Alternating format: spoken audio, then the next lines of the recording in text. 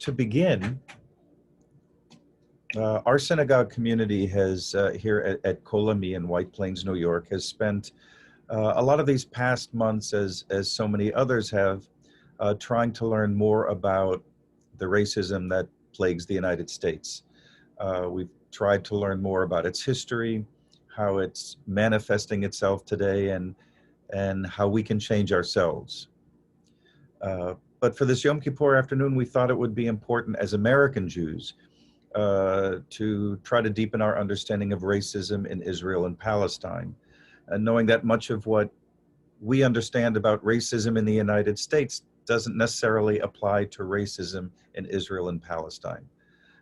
And that's incumbent upon us to learn more, and that's why we're here today. So that's why we've invited our friend Sam Sussman, founding director of Extend, to gather this very impressive panel that he's going to introduce in a moment, so that we can learn from you and then participate in discussion.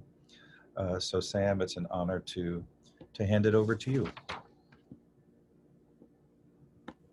Great, thanks, Rabbi Weiner. Great to see you. Thanks so much for asking me to facilitate this. I'm excited to have a really good and important conversation, specifically focused on the political struggles and contributions of Palestinian citizens of Israel, which I think is a community that in the broader Israel-Palestine story often doesn't get the attention that it deserves. So we have a really terrific panel here to get into some robust conversation on a number of different issues.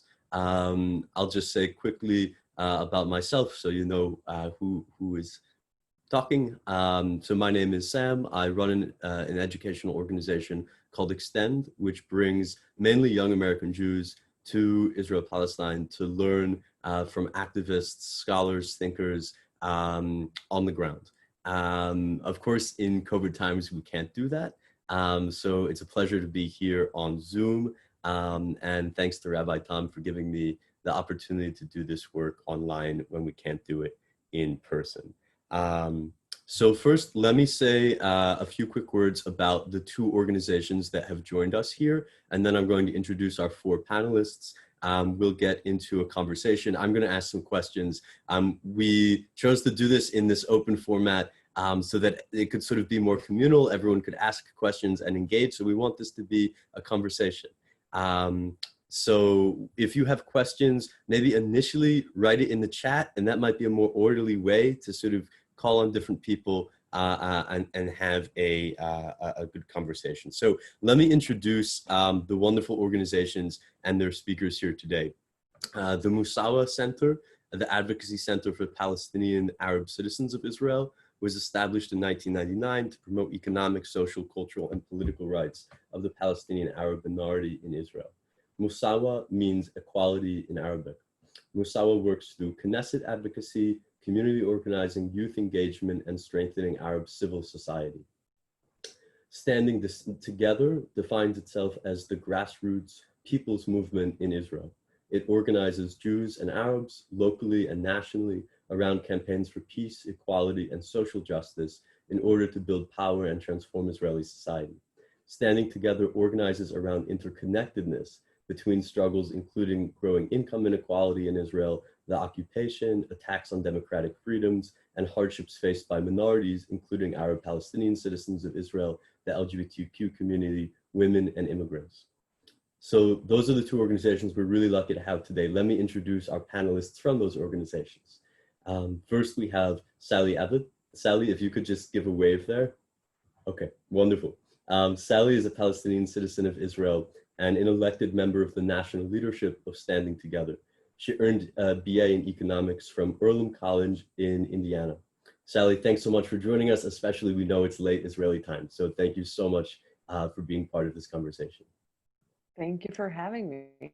It's always exciting to talk, especially to younger students, college students in the U.S. So thank you for having me. Thanks for being a part. Suha Salman Musa is the executive director of the Mossawa Center. She manages and develops Mossawa's parliamentary, legal, international, and media advocacy for advancing the rights of Palestinian Israelis. She also focuses on strengthening community work. In recent years, she led the initiative to establish Friends of Mossawa in the United States, promoting the center's work abroad. She holds an MBA from Haifa University and has fulfilled multiple leadership and management roles in a variety of organizations. And I'll also mention that she lives in Westchester. Suha, if you could just, Suha, there you are, looking for you on my screen. If you could just say hi. Hi, thank you so much for having us here. And as we say in English, in Israel, although I'm now in New York, we say Gmar Hatima Tova. So I don't know. So yeah, thank you so much for having us. Great, wonderful to join. And you said what slipped my mind, and you got to it before any of us. So thank you. Alia Zoabi is a third-year law student holding a BA in English Language and Literature and an MA in Women and Gender Studies. She's the legal and parliamentary coordinator of the Mossawa Center, advocating for the civil and democratic rights of Palestinian Arab citizens of Israel in the Knesset and Israeli government. She possesses extensive expertise and professional hands-on experience in international relations, women's empowerment, content writing, publication, and research. Alia, if you could just say hi. Where is Alia? Hi, everyone. Hello. Great. Pleased to be here. Thank you so much for joining us. Naim Musa is the International Media Coordinator at the Mossawa Center. He's a Palestinian citizen of Israel currently living in New York. He's also a contributing writer at Mondoweiss and the media coordinator of the Friends of Mossawa, the US-based sister organization. He's a research assistant for Palestinian American professor and activist Nora Erekat at Rutgers University, New Brunswick. Naim currently studies political science and computer science at NYU. Naim, if you could just say hi. Hi, everyone. Glad to be here. Great. Okay. So thanks so much to the four of you for joining. Very much appreciated. I want to open with a question for each of the four of you and get your thoughts to open up the conversation. I think the struggles and contributions of Palestinian citizens of Israel are often overlooked. People say Israel and they think just Jewish Israel, or they say Palestine and they think just about the occupied territories or the diaspora. So let's start with this. What do you see as the main political challenges faced by Palestinian citizens in Israel? And maybe let's start with Suha, and then we'll go to Sally, Alia, and Naim. Yes. First of all, this is a great question because usually when we established the Friends of Mossawa here in the US, we had this issue to bring our voice as a Palestinian citizen of Israel to the American public and also to the Jewish American here in the US. What you said is either they will talk about the Israel as a Jewish state and only Jewish people are living in Israel, or the Palestinian as a Palestinian in the OPT or in Gaza. We are 20% of the Israeli population in Israel. We have how we say like an access to both nations, the Palestinian in OPT and also to the Jewish majority in Israel. We have a lot of challenges facing our community in Israel. It starts with the discriminatory laws that the Israeli government for the last recent years had legalized the discrimination, starting with the Jewish nation-state law, with the Kamenetz law, and with the citizenship law, and also with oppression. Our demonstrations, demolish of our houses, land confication. So either, although we are 20% of the population, we are citizens of the Israeli state, but we still having this dealing with this oppression, dealing with this discriminations, and dealing with this racism. And this is something that at the Mossawa Center we are doing back home and also in the US to bring our voices to tell the people about what are what are the Palestinian citizens of Israel are? They are minority, they are community, but they are capable to do a lot of what they think that the Palestinian can do, especially with building a peace camp and also building a new vision for peace process. This is something that I would like to open here, especially we have these college students, and also we have Alia and Naeem as the young generation, that this is very important for us to approach the international community and to tell them about the Palestinian citizens of Israel and what they are capable and what their role in bringing a real peace and reconciliation to Israel and to Palestine. I would like to hear Sally and Alia and Naeem to talk about, I'll give them the floor. Great. Thanks so much, Suha. Sally, I'll throw it to you. Thank you, Suha. I think Suha really gave a very, broad description of the. Can you guys hear me? Because I'm getting the connection is unstable. Yes. So let me know if you can't hear me. I think, you really gave the idea, the picture of the systematic discrimination, the under budget, in housing, in healthcare, in violence, all of these things.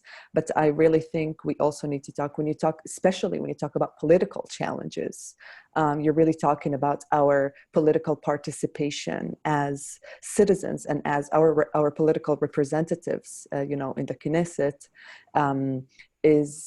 I think the main challenge there is that, years and years of continuous delegitimization of our representatives in the Knesset, years and years of delegitimization of the Palestinian citizen of Israel as an elector, as a citizen who can vote, as a voter who has actually political aspirations and a political vision.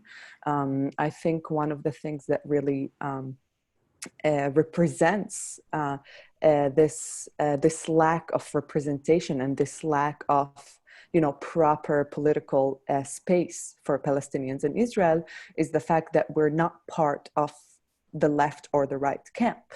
There is, left camp, there's the right camp, which is obviously Jewish.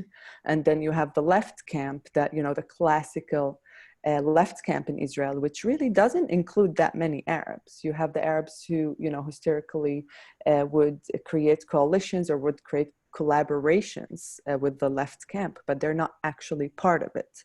And if you look at the joint list, I think it's the biggest, symptom or representation of the lack of diversity and lack of proper representation of Palestinians, which is the fact that it's not really left. It's just all the Arab parties together. I understand why they did it. I understand, the reasons why they had to do it, because of the threshold of actually, being not losing votes. But it also tells us that we're not part of the Israeli left. We really aren't, and we haven't been. And I think that we need to create an alternative left in Israel that includes the Palestinians within Israel in order for us to really work towards a change, to really work towards equality and social justice and peace, ultimately, because as long as the Palestinians in Israel are not part of the left in Israel, and it's not a left that is inclusive and can actually contain our aspirations as Palestinians and our interests as Palestinians, as native citizens of Israel, we won't be able to really advance these things from within. I think that's the main challenge. I'll stop here because we still have them. Thanks, Sally. I want to come back later and ask you about that delegitimization, because I think that's a really important point for people to understand. But let me come back to that after we talk to Alia. And I'm just wondering, Alia, since you are the legal expert here, could you just, as part of your answer, sorry to throw one more thing at you, could you tell us a little bit in specificity about the nation-state law for those who might not be familiar? What exactly does it do? The nation states law talks about Israel being a Jewish state for its Jewish people and for the rest of the people who live in Israel to be as a second-class citizens. So the law mainly talks about having the Hebrew language as the official language of the state, and the other language aren't.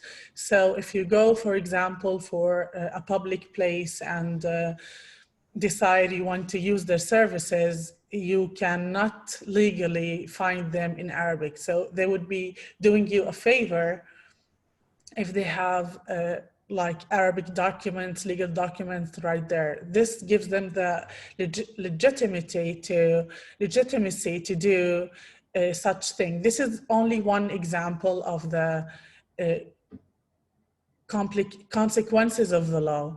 There are different articles in this law that are very discriminatory to the Arab community and also like the other communities, like the Druze community.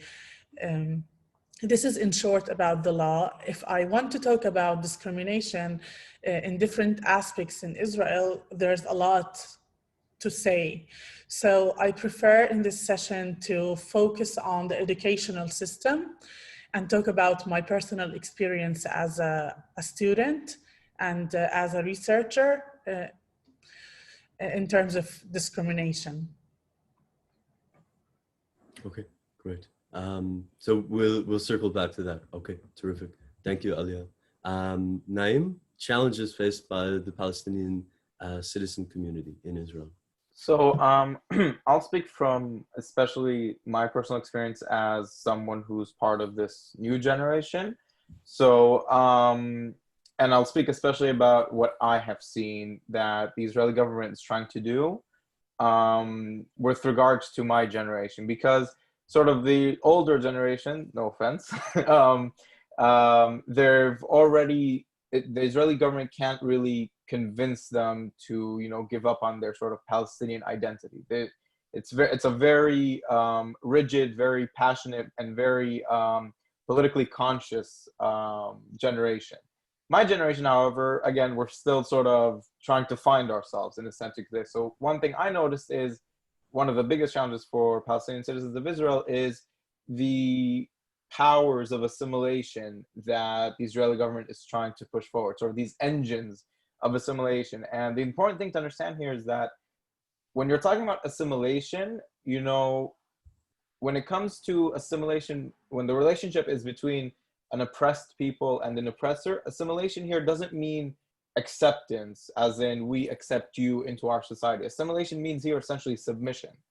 And what the Israeli government is trying to do is to disconnect Palestinian citizens of Israel from their Arab and Palestinian roots, essentially completely creating an essentially new identity for them. And the unfortunate fact is that it has been quite effective over the past few decades, because I can't remember who exactly published this, but there were recent polls that were conducted in Israel where a very large portion of Palestinian citizens of Israel actually identify as Israeli or Israeli Arab. While before, if you looked at a few decades back, the vast majority identified as Palestinian and as Arab. And I've personally witnessed and experienced this because I had the privilege, I guess you could say, of studying both in a Jewish and then in a Palestinian school. And when I was in the Jewish school, I very explicitly remember one event which I don't even think my parents know about. And basically, I was in like 5th or 4th grade, and we were playing soccer or whatever, and sort of break came to an end. So at that time, I could speak very fluently in Hebrew with a Hebrew accent. Like you'd assume I was Jewish if you didn't know otherwise. And it was all part of sort of fitting in, you know, as a student. I wanted to fit in with the rest of the students. But I remember very explicitly one student, his name was Amit, if I'm not mistaken. After the soccer game was over, he sort of turned to me and said, "Dirty Arab." That's what he said. And that sort of really hit me, and I realized that, like, no matter how much I try to fit in, the ideology is, the thinking is always, you know, you can get close, you know, and be a good Arab, just don't get too close. That was always sort of the hidden message that I sort of got from my experiences in the school. And as I grew up and now graduated from high school, going to college, I noticed that a lot of my fellow students are sort of there's a very considerable disconnect between sort of their Palestinian culture and roots and between going to colleges in Israel and all those kinds of things. So there's this sort of balancing act that needs to be done where you do want to advance yourself, go to school, educate yourself, get a better life, but at the same time, I think that a lot of people fail to realize that while in the Israeli colleges they do encourage Arabs to go there, there's still significant forces holding them back that don't allow them to reach their true potential simply because of them being Palestinian. I just want to add one thing, because I think, Naeem, you brought up a really excellent point.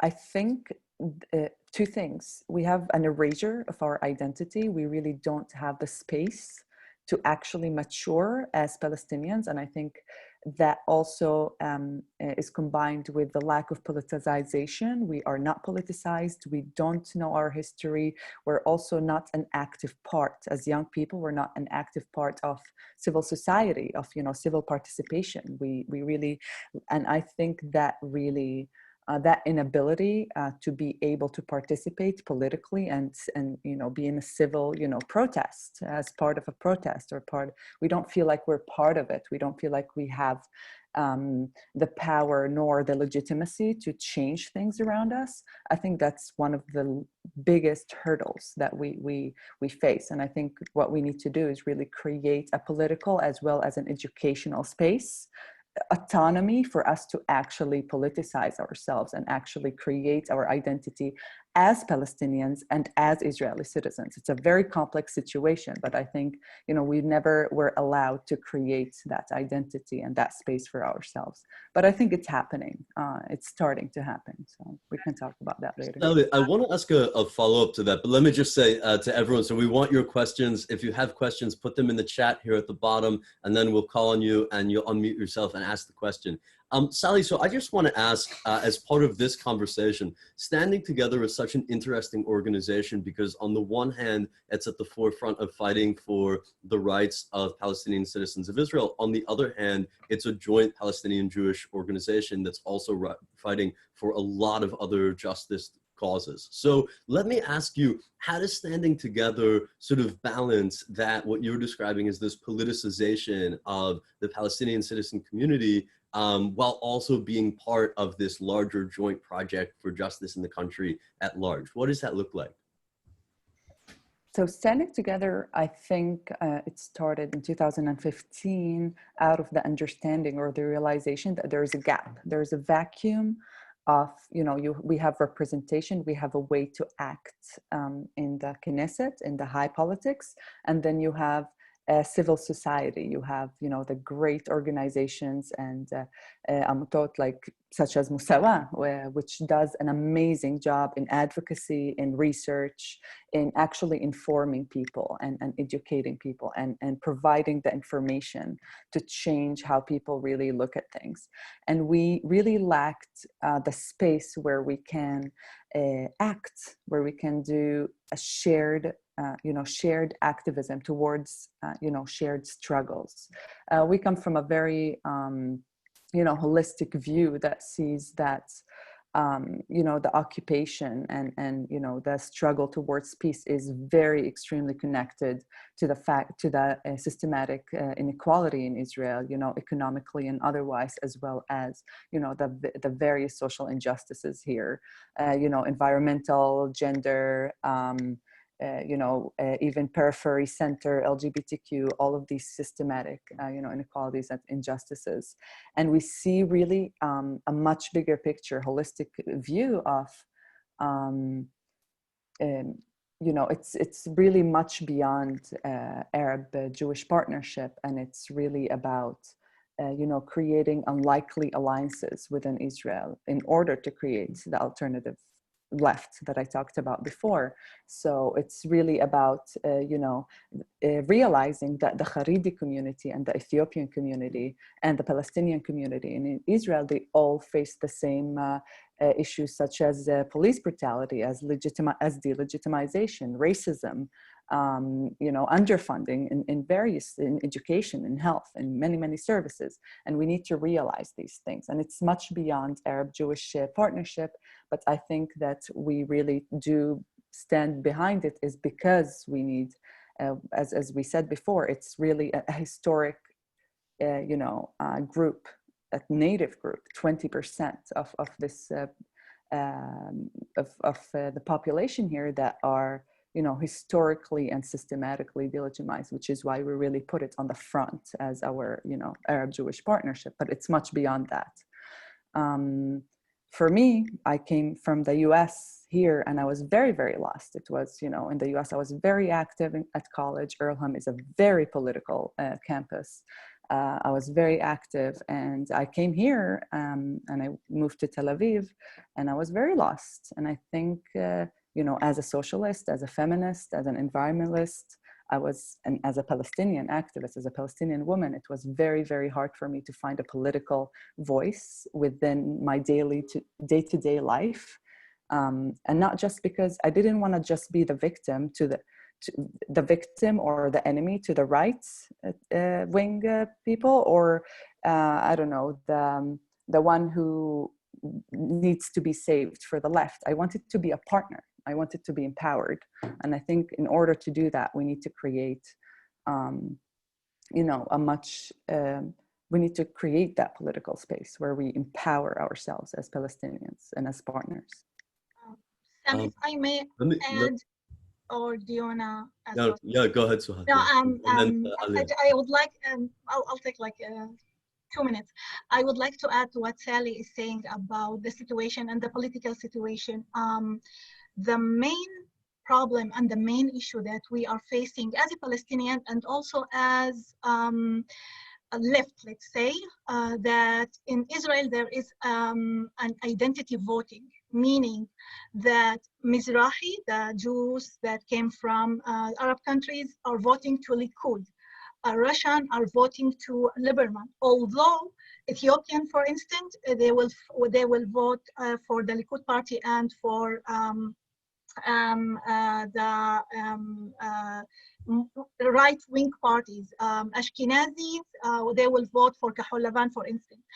The problem with identity voting with these groups is that this is like historical issue that the Mizrahi had this problem with the Ashkenazis back then in the 1950s, 1970s. So they will vote for the Likud and they will not accept anything the left wing or the Ashkenazis will provide them, including peace camp, including anything else that the left would like to promote. From our point of view at the Mossawa Center, and I agree with Sally, that we need to create a new vision. We need to create something else that is not working for the past few years. We had like the past 2 years, we had 3 elections and the same results we received. Netanyahu is in power for the first time, if I'm not mistaken. And these marginalized groups, Russian, Ethiopian, Haredim, and Mizrahim, with the Palestinian community, they have a lot of issues that they are very shared issues, let's say.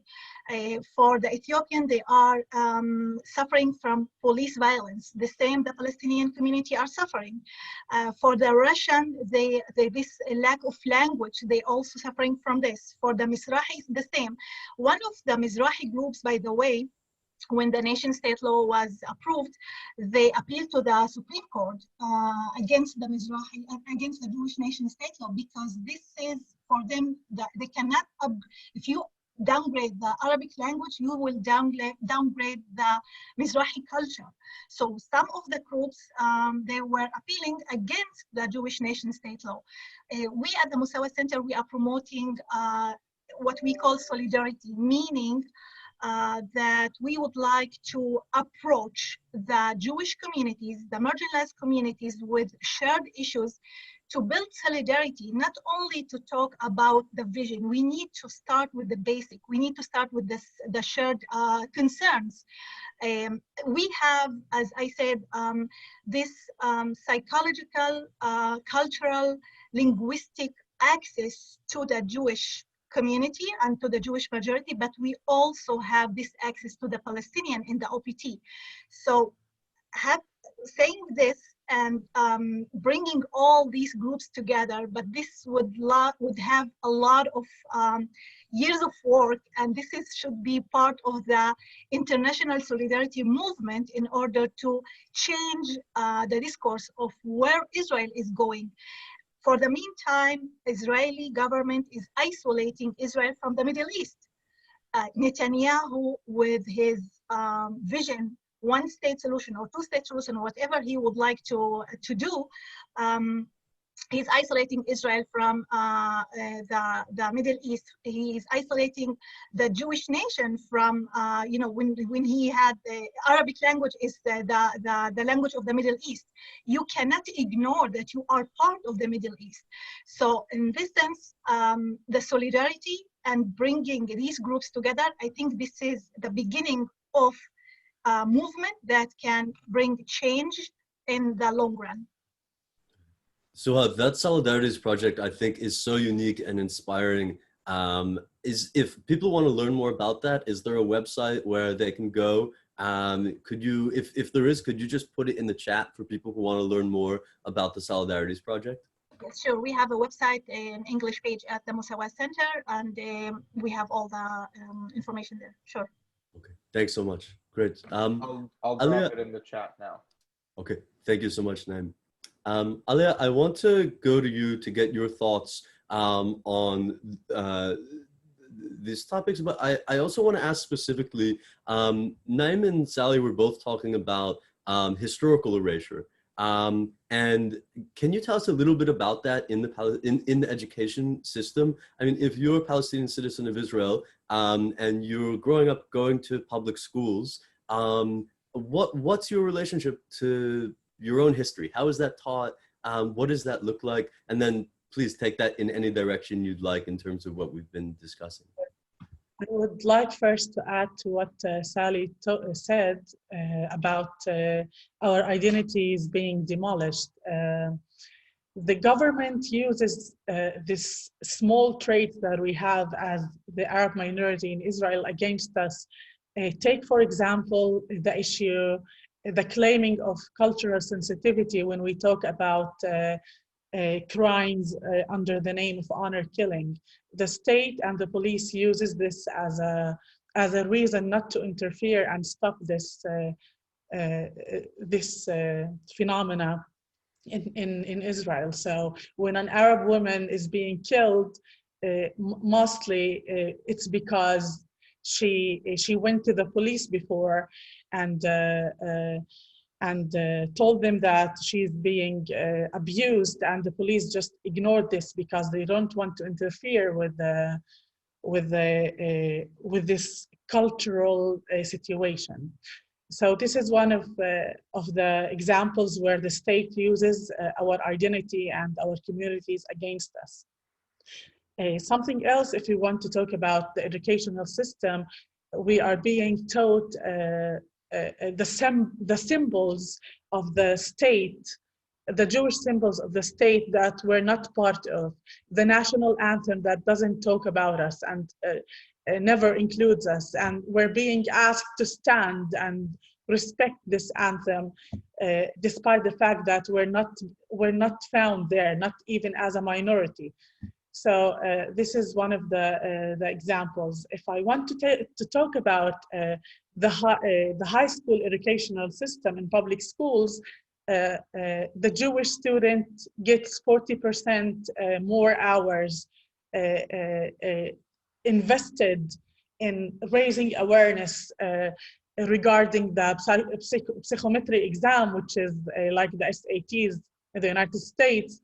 So me personally, I finished high school with zero awareness regarding this exam, so I end up scoring average in the exam, and my choices were very limited to get accepted to subjects that I really wanted to study. So coming from a very traditional family from a small village who believes that people should learn something something known like being a lawyer or being a doctor or an engineer in order to stay above the poverty line, which 55% of the Arab population in Israel are under. So I had to become a teacher, despite the fact that I didn't want to. So after this, being in the academic field and starting with the whole issue of research, I couldn't find one Arab doctor in the gender studies department. And no one of the doctors understood the fact that I wanted to write about things like the Arab minorities and the issues that we face on a daily basis. So I couldn't write a thesis in my MA because there were no supervisor who studied the field. Despite the fact that the rest of the class and the rest of the students who were with me received grants to write about a subject that they really liked. I didn't stop there. I believe that education is part of the change. It's a major part of the change. So I decided if I want to make a difference and really integrate in the society and have a voice, I need to learn the law. So I registered for a law degree and started to change things from within. And this is what I'm doing at the Mossawa Center. I'm trying to work from within to take the voice of the Arab women and Arab population to the Knesset and to the parliament.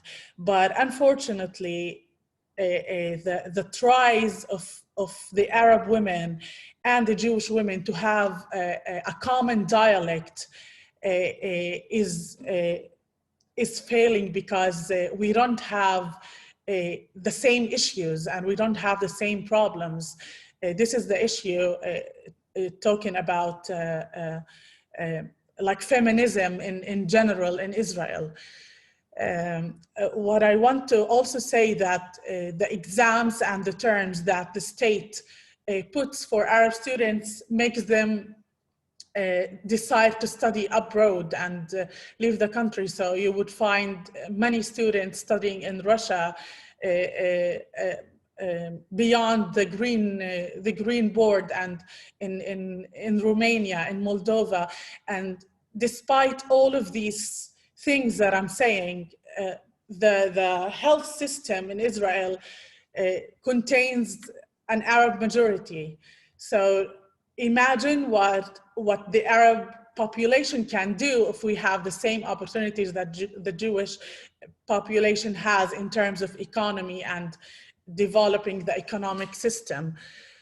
And this is what I have to say for now. Thank you.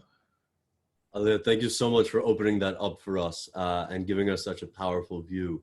I want to ask Naim and Sally, you both studied at American universities, or Naim, you currently are. So I'm really curious, you're both incredibly dynamic thinkers. How do you each personally think about the similarities, differences, continuities between racism in the United States, institutional racism in the United States, and institutionalized forms of racism in Israel? And I'm curious both what you think the similarities and differences are in terms of the systems themselves, but then also people fighting against those systems. So broad question, take it where you'd like. Maybe let's start with Naim and then go to Sally. So overall, I think when it comes to institutional racism in Israel and in the United States, it's very similar. You have a certain group within the population that quite simply either overtly or subconsciously view themselves as superior to everyone else. In the case of the United States, it's mainly between white people and African Americans. In Israel, it's much more explicit, where it's quite literally Jews and Arabs. Even though within the Jews you have a bunch of different groups, you know, that have their own differences, that had there not been, you know, Palestinians to sort of direct all of their anger at, they would definitely, you know, be at it with each other all the time. But basically in Israel, the thing that I think distinguishes it from racism and discrimination in the United States is that you have a sort of very divided Jewish community that's united in their discrimination, and really at this point I would go as far and say hatred towards Palestinians. I think that would be it. I think it's wrong to mince words at this point, because over the past 20 years, ever since Netanyahu first entered Israeli politics, he's been constantly pushing Israel to the right, and he hasn't stopped. You know, he's just found new platforms and policies that just continue to push farther and farther to the right. And what I will say about, with regards to combating it, I will say that while in both cases you have an oppressed population, the fact remains that in the United States, you have a constitution which guarantees inalienable rights to whoever's living within it. In Israel, you don't have a constitution. You have basic laws, which are passed individually, you know, and the thing about those basic laws is, correct me on this idea, but I think there's like maybe 15 basic laws, if I'm not mistaken. Only two. All the time. How many? Yes, 15, and they're being violated all the time. Yeah, and of those 15, only like two address, you know, Israel's image as a democratic country. You hear a lot Israeli politicians constantly saying, you know, Israel is a Jewish and democratic state.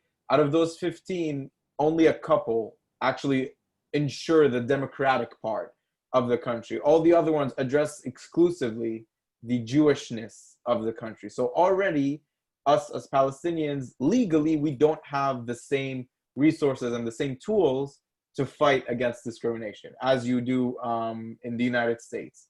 That being said, I will say that when it comes to Palestinians, one thing that they do have is sort of, I'd like to say that in the United States, the structure here is much more rigid, as in you don't really have protests going on very frequently in the United States, except for like the Black Lives Matter movement now. Historically, the United States didn't have mass protests like all the time against institutional discrimination. While in Israel, I think it could either be cultural reasons or the atmosphere there. The main weapon that Palestinians have had historically is to go out and protest. You know, actions speak louder than words, because there is no other effective means to getting that. The legal system is against us. We don't have anywhere within the legal system, anywhere we could look at where we can say these are our rights and like you can't take them from us. Like, this is explicit what it says. It's very, very limited. So I found that Palestinians typically protest in more informal channels rather through the system. Great, thank you, Naim. We're going to open up the Q&A in a moment. So if you have questions, line them up. Just raise your hand in the chat, write in, and we'll make a little list here. But before we do that, Sally, I'd love to hear a little bit about your thinking on the same question. Yeah, I'd love to say something, because I actually respectfully disagree with Naim's analysis on this. I think when we're talking about political systems, we really are, you know, I don't think the Constitution really protected, Black Americans, or, you know, the Black community, or the immigrant, you know, non-white community, or the Native Americans, you know, throughout the years, throughout the decades, throughout the centuries, from, you know, systematic, you know, gentrification, economic disparities, from, you know, lack of education, from violence, from mass how do you say it? Incarceration. incarceration. I don't think unfortunately, I don't think the Constitution really was successful in protecting these peoples. I think we are very similar in a sense that we're both, we have a we're both in countries that have a very, very small minority. In this case, yes, white minority, who are, benefiting, who are taking every single decision in their interest. And, we have a majority of people that are, not really being served their interests. There are people who share their, their struggles, economic and otherwise. If you look at, so I really think that we should, when we look at the similarities, we should look at the economic. I know I'm a socialist, so I don't want to be too much about it and too populist, about the fact that we are, both are facing a right populist governments who are, very white, very dominant, and very few of them who are, contain a lot of power, a lot of financial, economic, and political power. Very, very, very few people, and the rest of us are really, not really getting our our part of the, our share of the pie, of our economic, product, of our society, of what we are actually creating. And I think that's really the main similarity. It's the economic system. It's not the political system. I don't think Israel having a constitution would actually protect, marginalized groups. It would not protect Palestinians. Somehow, there's always ways to actually, change it. I think what we really need to, and another thing that we really need to do is work together. See, I think change really comes because political system is already there, and to change it, we need to change the public discourse. We need to change how people work together. We need to create power from the people, and to be able to do that, we need to start thinking differently and thinking of how we're actually,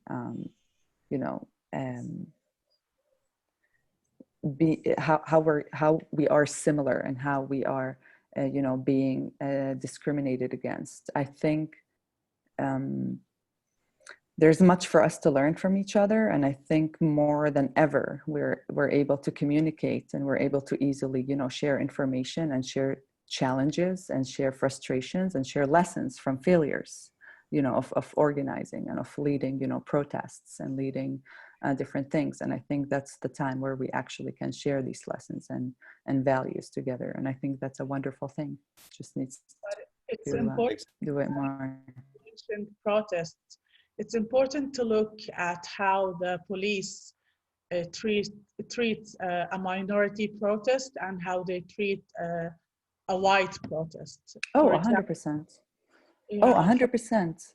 Oh, when I'm talking about the economic system is not really, when I'm saying economic, I mean like the political and economic system. I'm sorry, you're very right. I didn't make the distinction. I meant that it's not about the constitution and about, how, the legal infrastructure. It's more about the systematic, the system, the institutions within, like the police, like education, like health, which are systematically widening these gaps. And it's not really about, and obviously in order for these things to change, they need the legal infrastructure needs to change for it to be, a sustainable long-term change for the society. But you won't be able to do that when very few people who don't have the interest to do that are in power. And what you need to do is actually move the power to the people through, a populist left, which actually represents the interests of the people. That's what I meant. I want to correcting. Can I add something? I know. Oh, okay, go ahead, Suha. No, I would like to say that I kind of agree with Sally, but also with Naeem. I know that a constitution cannot protect minorities or minority rights.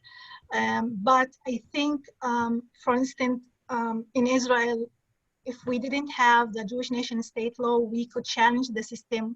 We could go to the Supreme Court. Now we have been discriminated by a law.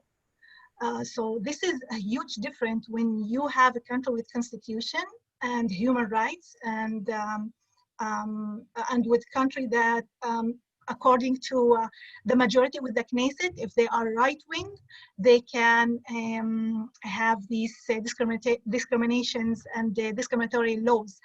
I would like also to mention, Sally and Naim, with the Black Lives Matter movement. Actually, on Thursday, we will have 20 years anniversary for the demonstration of 2000, where 13 Arab Palestinian today is citizens. actually the Today it was like Sharon was stormed to the Aqsa area, right? Today it was like 20 years ago, and this is was guarded with more than 1,000 police, and he wanted to say that the Al-Aqsa and Jerusalem, East Jerusalem, is Israeli, and this is what had this demonstration to be as deadly as is, because of the police brutality, because there's nothing that can, there's no constitution that can protect our rights of to demonstrate. And adding for that is how the legal system, how the police system is dealing with the killing of Arab Israeli citizens. I can say that here in the US, the media can report about this. The media can talk about it. Depends which media you are seeing, I know. But at least there are reports. They will bring the story. Back then, the media did not say or did not report about this demonstration. They said that this is something that they are cause of riots and looting, as some of the people here are saying about these demonstrations here. But this is very important to say that this is very, yeah. Well, I just want to make sure that we have time to get some Q&A okay, in, sorry, because yeah. we're just we at have the a end lot of of our time. issues. I'm really sorry. This is so important to learn about, and folks should definitely Google and learn about the anniversary that Suha is talking about, but I just want to make sure we have time for some Q&A. So we had a few people write in with questions. Matthew, I want to go to you first. You wrote in first. You had questions, and feel free to direct towards particular members of the panel. Thank you so much. I didn't have anything directed towards any particular member or anyone who can answer these questions. I wanted to ask, do you think that Israel exists in a apartheid state similar to something like South Africa, where Palestinians or Arabs are treated as sort of second-class citizens compared to native Israelis and Jews? So I think there's important distinctions when you talk about apartheid. So obviously apartheid, the term originated from apartheid South Africa. And I think the important thing here to realize is that in apartheid, you had a minority ruling over a majority. That's one important distinction to understand. So calling Israel an apartheid state is not necessarily correct in the meaning of apartheid. However, certain aspects of apartheid South Africa are very much, you can very easily and completely have them applicable to what's happening in Israel, where there are, this is especially true also in the occupied territories, but also in the Negev with the Bedouin community, where you simply have entire groups of people that either have an unequal access to services or just completely no access whatsoever. There are sorry?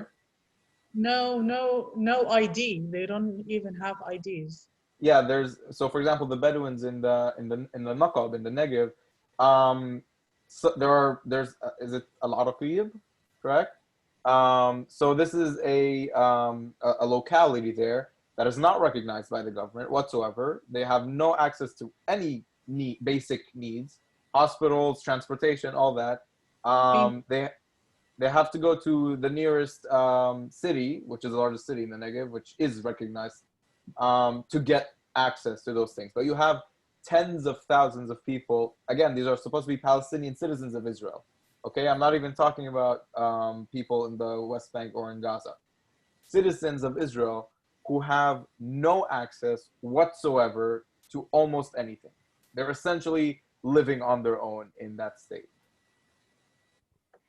Thanks so much. I'd like to ask just one more question. Um, Matthew, sorry, I'm really sorry. Unfortunately, because Okay. we're running out of time, I'm going to go to someone else who hasn't gotten a chance to ask. I'm really sorry. So Oren had a question. Does Oren? Yeah, sure. I can ask my question. I was just going to ask about further resources for some of the stuff that you've all been discussing today. I think, it's actually very hard to find any kind of information about the Middle East from the American news media, which I think is what most of us are exposed to on a day-to-day basis. And I think we've all been exposed to a sort of very specific perspective on a lot of the Israeli-Palestinian conflict and all of the repercussions of that. And so if there are book lists or documentaries or anything that any of you have to suggest, I would love to have some resources to read a little bit more about all of what you've been talking about.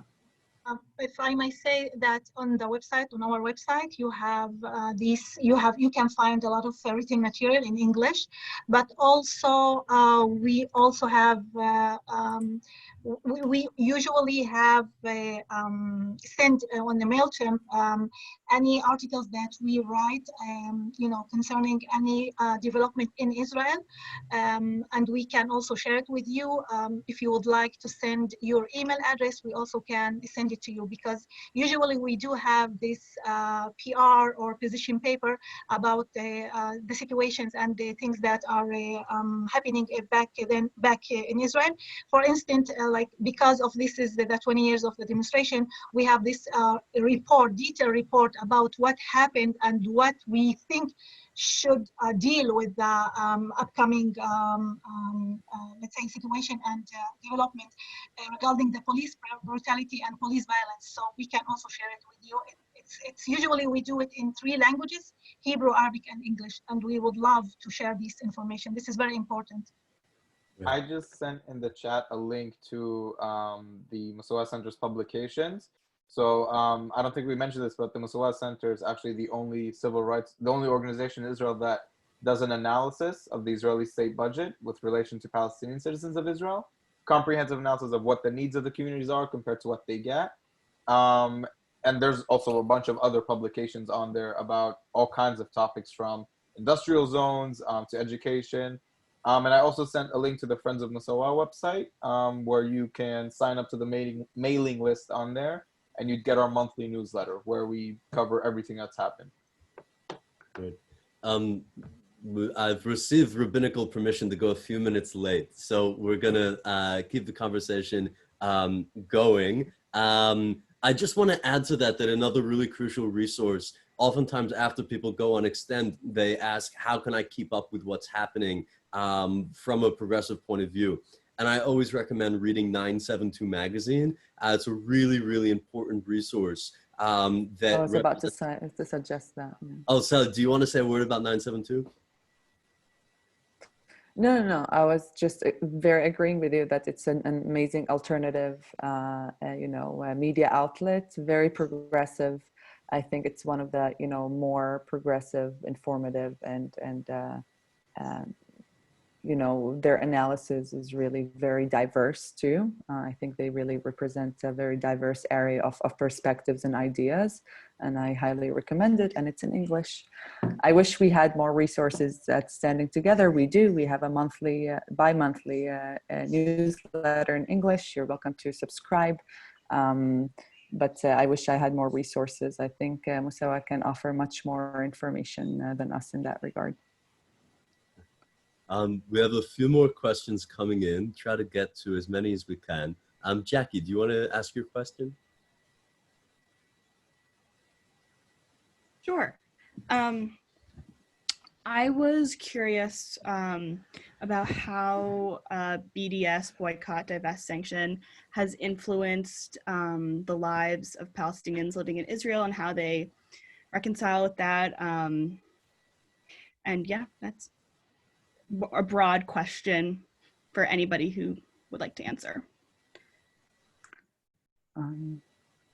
I can tell you as a BDS activist before I went to the US, as I came back to Israel. BDS it's a very good question. I think BDS is a very complex movement. I think, I mean, personally, yes, I'm not, representing the movement right now. I don't particularly agree with their direction in recent years. I think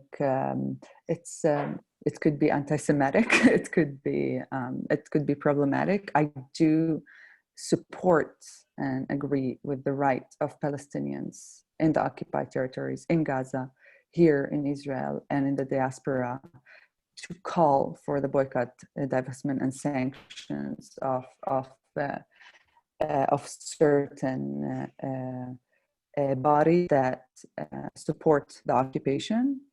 I don't think that I agree with the way that it's done. I do, if you want to tell me that you want to divest or boycott, a company that, I don't know, HP or Motorola, that, directly collaborate and work with the Israeli Defense Forces in the occupied territories, then I fully support your right to do so and the call to do so. Do I want you to boycott me as an Israeli citizen, or to boycott Standing Together or Mossawa as a registered, organization in Israel? Absolutely not. It is very complex in that regards, especially because we are Palestinian, but we are also a very heavily integrated, all of us here, especially as activists, we're heavily integrated within Israeli society. Many of our colleagues are Jewish Israelis. So it does take a moment of, it's a very complex situation to be in. I don't want you to boycott me because I am still an integral, I want to be an integral part of the society I live in, and it happens to be the Israeli society. And I don't want you to boycott me. I do support the right for Palestinians and for us to call for the boycott, divestment, and sanctions from the occupation. Yes. Does anyone else on the panel want to add to that? Or shall we move on? We have other please. Two sentences. I can agree with this, Sally. I think this is a very complicated question because we are Palestinians and we and we are citizens of Israel, but at the same time, we would like to the Palestinian and the OPT to get full rights. But if you ask us as a Mossawa or as a citizen or the panelists here, we cannot tell you what you need to do in order to bring full rights for Palestinians in the OPT and for Palestinians inside of Israel. But yes, we do not, this can affect us, especially if we are talking about BDS that related to research, to healthcare, related to other aspects of life that we and the Jewish majority are very integral in these issues. So this is a very complicated, hard approach. Depends on who you will ask, but I think we can find alternative ways also to bring the full rights and to bring the system or the government to in order to stop this discrimination and oppression. Great. I could just very quickly just jump in and mention something very, very quickly. So about this whole thing with Palestinian citizens of Israel. There's a book that right here, it's called The Optimist by Tamir Sorek. And if you want to understand how do you, as a Palestinian citizen of Israel, advocate for your rights, I highly suggest you read that book. I just sent it in the chat as well. It's a social biography of Tawfiq Zayad, who is the most prominent leader of Palestinian citizens of Israel. He passed away about a little over 20 years ago. And he basically embodied what it meant to be a Palestinian citizen of Israel, but at the same time fighting for your rights as a Palestinian, but also the rights of Palestinians in the OPT and in Gaza. So if you want to understand what the sort of the full life of, it's a contradicting status to have, and it's a very juxtaposing position to have, and it's sort of this social biography. If you sort of read between the lines, and the overall message is basically how to balance that sort of pragmatism of actually advocating for your rights, but also at the same time not giving up on who you are as who your identity is, and what your people represent. So I highly suggest you read it. Thank you, Naim. I think let's close out. This has been such a great conversation. Thank you so much to our four panelists for joining, and to all the students with questions. I want to close out with a question that comes from a student asking, what are the most effective forms of activism or support that you would hope to find from the American Jewish community? And maybe if each of our four panelists could give us a little bit of an answer on that, we'll end on that optimistic note on how we can all engage and be a part of this cause. I would so like. let's start with Suha. Let's start with Suha. No, Alia. Let's Alia. Thank you. I want to talk about a personal experience for me in Harlem, United States. 2 years ago, I stayed at my friend's house. She's Jewish, and her parents didn't know about the struggle of the Arab minority in Israel, and they thought that we were living in heaven. So I had to explain all the issues that I explained here today, and they became kind of activists. They help raising awareness about the issues that we face. They help change the misconceptions regarding Arab minorities, and our demonstrations, and claiming our rights, and the reason behind all of this, and the new discriminatory laws that the state approves every day, and the housing issues. So I think that a good way of activism would be raising awareness regarding these issues. And thank you everyone for being here today and for being interested to hear about what we face on a daily basis. And this has been an honor for me to participate in this session. Alia, thank you so much for joining us. It was really a pleasure to meet. Naim? So I'd actually add on to what Alia said regarding raising awareness, and sort of push it further, and not just raise awareness about what you've learned here today, for example, but also actively challenge it within, either your close community or your broader community. So I'd say, instead of just coming to sort of these sort of events and just like learning about it, I'd say take sort of the knowledge that you gain from here and use that knowledge as your weapon to challenge the points of view that you hear. So when people tell you, like I just said, that Palestinian citizens of Israel, like, oh, they enjoy full rights, you go and challenge whoever said that and tell them, no, they suffer from this, this, and this. I'm not going to start stating it all. So that's what I would say is probably a very important thing that you should do. Great, thank you, Naim. Thank you so much for being part I would like to add something. Two things. We do face challenges and discrimination, but in the same way, we do have a lot of achievements. Just take a look at Naim and Alia and Sally, okay? Because I'm maybe older than the three of you. Despite all the discrimination, despite all the challenges that we are facing, we have thousands and thousands of these individuals and achievements as a community. Take us as a game changer as a Palestinian community.